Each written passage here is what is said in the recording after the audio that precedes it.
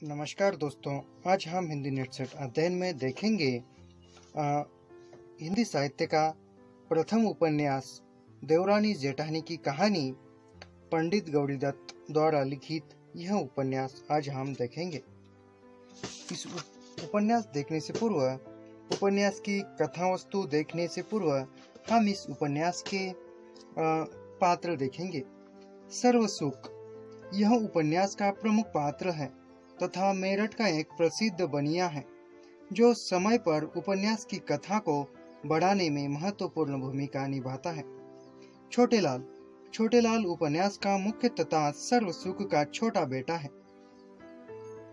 वह पढ़ा लिखा समझदार पात्र है। छोटी बहू देवरानी छोटे लाल की पत्नी तथा उपन्यास की प्रमुख नारी पात्र है जो पढ़ी लिखी होने के साथ साथ समझदार भी है। यह उपन्यास में जगह जगह अपनी समझदारी का परिचय देती है। दौलत राम सर्वसुख का बड़ा बेटा है। ज्ञानो दौलत राम की पत्नी तथा घर की बड़ी बहू है। जो अनपढ़ है वह सदैव अपनी सास तथा देवरानी की आलोचना करती है। इनके अतिरिक्त पार्वती तथा सुखदेव सर्वसुख की बेटियां दौलत राम, ज्ञानो जेठानी, इन्हें मोहन आदि पात्र भी उपन्यास की कथा को आगे बढ़ाने में मदद करते हैं और साथ ही रोचक भी बनाने में महत्वपूर्ण भूमिका निभाते हैं। यह हिंदी का सबसे प्रथम उपन्यास माना जाता है। तो डॉक्टर गोपाल राय ने पंडित गौरीदत्त यह देवरानी जेठानी जो उपन्यास है वह डॉक्टर गोपाल नारायण के मतानुसार देवरानी जेठानी प्रथम उपन्यास माना जाता है। यह उपन्यास 1870 में प्रकाशित हुआ। तो देखते हैं समीक्षा, कथा वस्तु तथा सारांश। देवरानी जेठानी की कहानी 1870 में प्रकाशित को हिंदी का प्रथम उपन्यास कहा जाता है। इसके उपन्यासकार हिंदी व देवनागरी के महान सेवक पंडित गौरीदत्त हैं।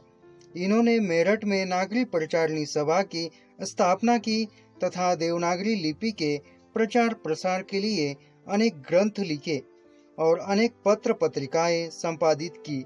प्रस्तुत उपन्यास न केवल अपने कथ्य में गहरी सामाजिकता और यथार्थता को प्रस्तुत करता है, अपितु भाषा शैली और शिल्प की दृष्टि से भी अपने समय का सफल उपन्यास है। इस उपन्यास की अंतर्वस्तु में तत्कालीन समाज का स्पष्ट चित्रण किया गया है। इसके समकालीन नारी की सामाजिक पारिवारिक स्थिति ही लेखक की चिंता का विषय ही थी। बाल विवाह में फिजूल खर्ची, बंटवारा, वृद्धों और बहुओं की समस्याएं, स्त्री शिक्षा आदि समस्याओं का वर्णन करने में इस उपन्यास का महत्वपूर्ण स्थान रहा है।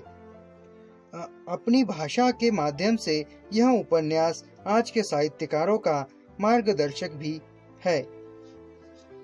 तो देख, देवरानी जेठानी की कहानी पुनर्जागरण की चेतना से सीधी जुड़ी हुई है। पुनर्जागरण के भारतीय समाज के जिस पक्ष को सबसे अधिक झकझोर था वह उसका नारी विषयक दृष्टिकोण और उसके प्रति उसका व्यवहार था। और शिक्षा के कारण मध्यवर्गीय परिवारों की स्त्रियों की स्थिति दयनीय थी। नारी शिक्षा सामाजिक परिवर्तन में अपनी महत्वपूर्ण भूमिका निभा सकती है। उपन्यास में सर्वसुख का एक बनिया है। उपन्यास में सर्वसुख नामक एक बनिया है जिसके दो पुत्र हैं, दौलत और छोटे लाल, तथा दो पुत्रियां भी है, पार्वती और सुखदेई है। सर्वसुख के बड़े बेटे दौलत की पत्नी बड़ी बहू, उसका नाम ज्ञानो है, तथा छोटे बेटे छोटे लाल की पत्नी छोटी बहू के नाम से जानी जाती है। छोटी बहू देवरानी पढ़ी लिखी तथा समझदार है, जबकि बड़ी बहू जेठानी अनपढ़ है तथा सदैव अपनी सास तथा देवरानी की आलोचना करती है। छोटी बहू संस्कारी थी, उसे धन संपत्ति तथा जायदाद का कोई लालच न था, किंतु बड़ी बहू लालची स्वभाव की थी। अपने लालची स्वभाव के कारण ही उसने अपने पति दौलतराम और सास को छोटी बहू के विरुद्ध भड़काकर घर का बंटवारा करवा दिया। उपन्यास के अंत में उसकी स्वार्थ प्रवृत्ति स्पष्ट रूप से दिखाई देती है। जबकि जायदाद के बंटवारे में मंडी की दुकान दौलतराम के हिस्से में आई थी, तब भी बड़ी बहू खुश न थी, क्योंकि वह छोटे लाल के हिस्से में हवेली आने की बात पर वह मन ही मन असंतुष्ट थी। इसलिए हवेली से जाते समय वह दो खिड़कियों के दरवाजे तथा चौखट उतारकर अपने साथ ले गई। इससे स्पष्ट होता है कि व्यक्ति को चाहे कितनी भी धन संपत्ति क्यों न मिल जाए, परंतु वह दूसरों की संपत्ति देखकर कभी खुश न होता। यह आज की समाज की भी स्थिति है।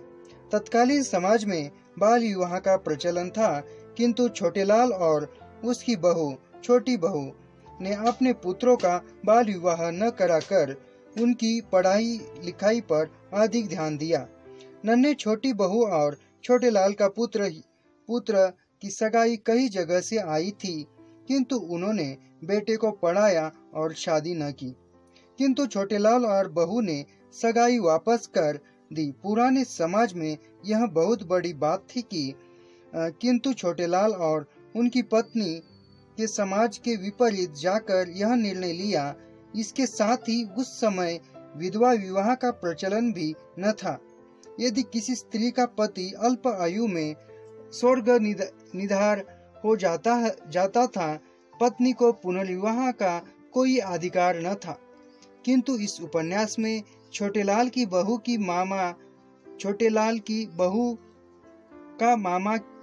के मामा की बेटी, जिसका 9 वर्ष की आयु में विवाह हुआ था, उसका पति पतंग उड़ाते समय छत से गिरकर मर गया और उसकी मृत्यु हो गई।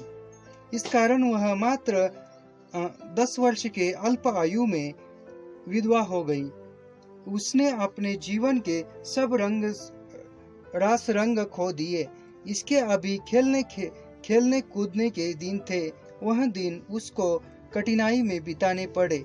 छोटेलाल की बहू के प्रयासों से उसका पुनर्विवाह हो गया। यह उस समय बड़ी कठिन बात थी, फिर भी उपन्यासकार ने अपने पात्रों द्वारा कर दिखाई और एक नई सोच समाज में लाने की कोशिश की है। देवरानी जेठानी की कहानी की भाषा का जनभाषा से सहज जुड़ाव, किस्सा गोई अर्थात कथा कहने के तरीके, शब्द में ही छुपे हुए अर्थ का अनूठा संस्कार, लोक भाषा के अर्थ गर्भित शब्दों का सचेत प्रयोग, बोलचाल और उसमें मुहावरेदार लोकोक्तियों का जुड़ाव भी, यह सब विशेषताएं उपन्यास की कथा की भाषा का सृजन है। इसके साथ ही पंडित गौरीदत्त ने अपने उपन्यास में बोलचाल के शब्द युग्मों का सफल प्रयोग भी किया है। जैसे और जब कभी भाव चढ़ा देखता तो 1000 का नाज पात लेकर दुकान में डाल देता और फायदा देख उसे बेच डालता। ब्याज बटा और गिरवी पाते की भी उसे बहुतेरी आमदनी थी। हट हवेली धन दौलत दूध पूत परमेश्वर का दिया, उसके पास सब कुछ था। इस आधार पर कहा जा सकता है कि देवरानी जेठानी की कहानी निश्चय ही नए समय की ऐसी पुस्तक है जिसमें आज का उपन्यास लेखक भी कुछ दिशा निर्देश पा सकता है। पंडित गौरीदत्त ने अपनी इस कृति से स्पष्ट किया है कि वे इसकी रचना स्त्री शिक्षा के लिए ही कर रहे थे। इस तरह यह उपन्यास हमारी हिंदी भाषा का प्रथम और अनमोल उपन्यास रहा है। तो मिलते हैं अगले उपन्यास में, तब तक के लिए धन्यवाद।